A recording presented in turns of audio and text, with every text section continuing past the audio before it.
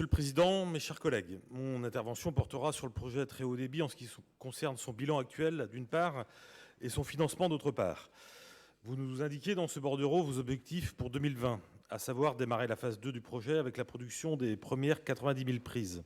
Nous aurions aimé avoir avec cela un bilan précis de la phase 1, un point d'étape pour savoir où nous en sommes réellement, notamment sur certains retards évoqués récemment dans la presse.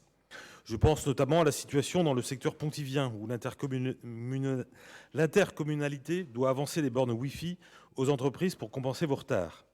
Pouvez-vous dès lors nous faire un état des lieux précis des retards actuels sur la phase 1 et les motifs qui les justifient?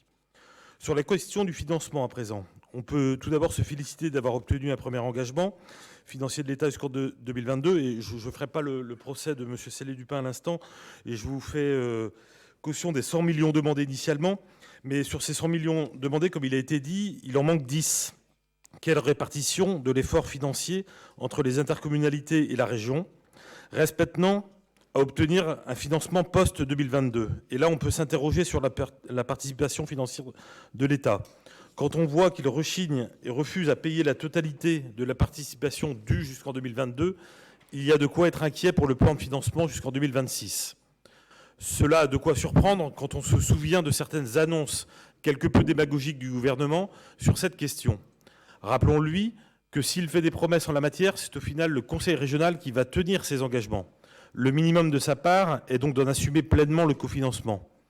Quant à la mobilisation des fonds prétendument européens, nous connaissons tous la tendance actuelle à ce que l'on n'y soit pas éligible. C'est un énorme problème en la matière.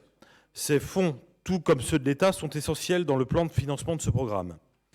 Si nous ne les obtenons pas, ce seront donc aux intercommunalités et à la région de supporter la note, risquant d'obérer fortement leur capacité d'investissement sur d'autres projets essentiels, voire pour certaines intercommunalités, de ne pas avoir la capacité d'honorer ces dépenses dans le temps imparti.